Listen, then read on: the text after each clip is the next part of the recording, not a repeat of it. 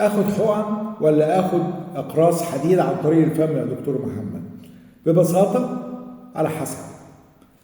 احنا عندنا نقص شديد جدا في الحديد، ومستوى نسبه الهيموجلوبين قليل جدا. دي من الحاجات اللي احنا هناخد فيها حقن الحديد.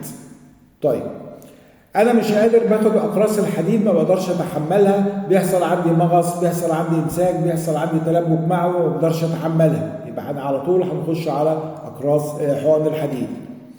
عندي قرحه في المعده، عندي مشاكل في القولون، فبالتالي عندي ضعف امتصاص الحديد عن طريق الفم، فلازم اخدها عن طريق الحقن الحديد.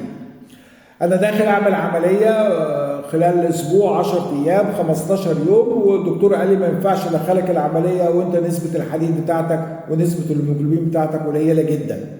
الحديد هو الطوب والهيموجلوبين هو البيت، فما ينفعش ان انا البيت يتبنى من غير طوب. فدي فرق امتى ان انا اخد حقن الحديد.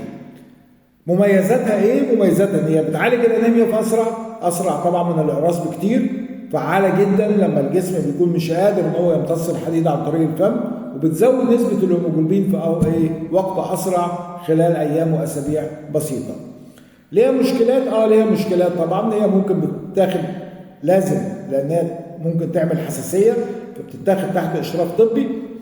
وبالنسبة للحقنة اللي هي في العضل بتسبب ألم في مكان الحقن، وممكن تعمل اسمرار كده بسيط في مكان الحقن بتاعها.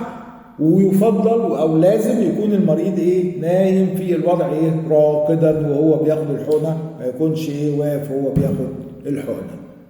بس خلاص.